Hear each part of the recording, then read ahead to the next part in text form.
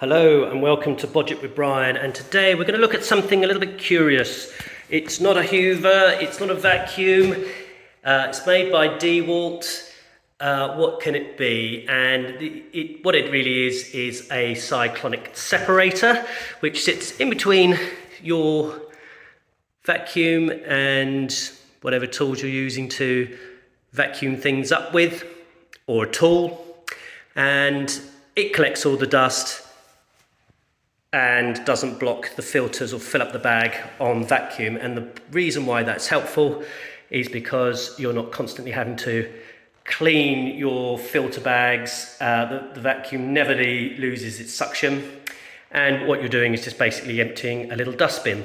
Now, I was planning on building one of these myself. I'll insert a little video of me thinking about doing that. So what I bought is a blue barrel and one of these items from AliExpress, and it's very simple. You can sort of bolt that together quite cheaply, inexpensively. The cyclonic separator itself is probably about £15 delivered, something like that, for a nice one. The barrel I picked up for a tenner, and you know, that's great, but you know, it doesn't come with the hoses, doesn't come with wheels, got to build a trolley. You know, got to make the thing. Probably all right in a static location, but you know, on the job site, why not have something like this? So fortunately, when I just about got fed up with the idea of building a trolley for having a portable one on site, an offer from B&Q popped up, and I picked this up for something like £45 delivered.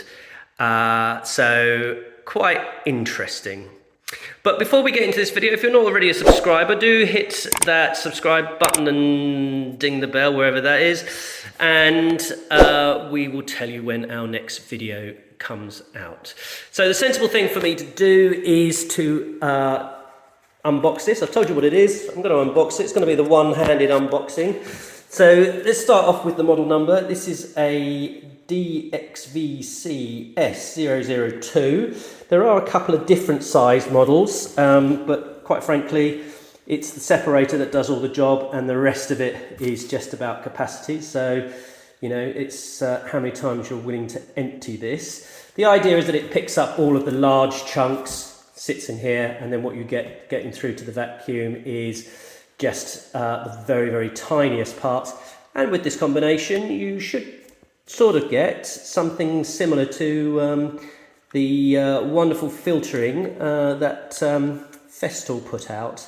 Yeah, so I've got this Ozito. I think we did a video on that. If I have, I'll put a link to it up here. Cheap and cheerful. I think they're about, well, I think we paid about £35 for it, something like that. Anyway, look, enough waffling. Let's get into it. This is first time opening it up. We're doing it together with the obligatory Stanley. As I say, a bit tricky, one-handed. Right, there we go. That's that bit done. Let's get into it. Now obviously they make bigger ones than these for workshops, that sort of thing. Okay, right, let's get it out of the box. That's pretty much everything you get in the box. Now it's all probably going to be inside. You get the manual, which is fine. Probably don't need that. It's quite simple. Now I was a little bit upset by buying something with DEWALT written on it, but this did seem relatively a bargain. I'll put a link below where you can pick these up. If you sign up to the B&Q club, you actually get an extra £5 off. Right, there we go. So look, there's the oops. Comes with a hose. Comes with the cyclonic separator thing itself. And it comes with some wheels. So a little bit of assembly to do, but not very much.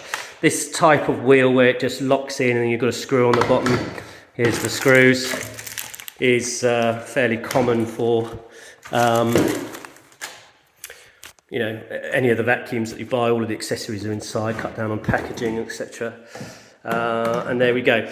Right, I won't bore you with the building of this thing. So next shot is it going to be put together, and then we'll have a little hoover up and see what it catches, and then we'll see what's in the new hoover bag that I've installed in that Zeto. That Zeto it's pretty much, has only ever really had a bag on it, and it's relatively clean.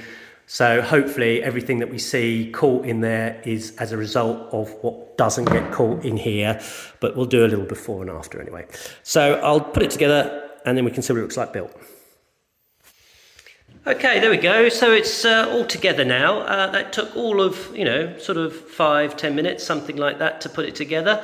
What was there? Something like 6 screws at the top, 4 at the bottom.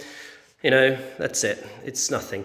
Obviously it comes with this hose, has a nice way of sort of storing that, keeping it together. And of course, as you roll around with that one, it's going to keep up with you, or rather, the Hoover's going to keep up with the vacuum. Oh yes, I know that Hoover's a trade name, but I'm going to carry on doing it because it's annoying, isn't it? Good. All right. Okay. So I think the next job to do is then plug it all together into the Hoover, and then we'll give it a go. Okay. I'm going to have to shout. The Hoover's really loud. I have to say we've got exceptional suction power on there. That's really good. And that's all because we've got nice clean filters. It's not a particularly strong vacuum on there, but it is, nice and clean. And hopefully it will stay that way. So what I've done is I've got a little test here, and hopefully all of this will end up in here and not in there. So we'll hoover it up, give it a test and see what happens.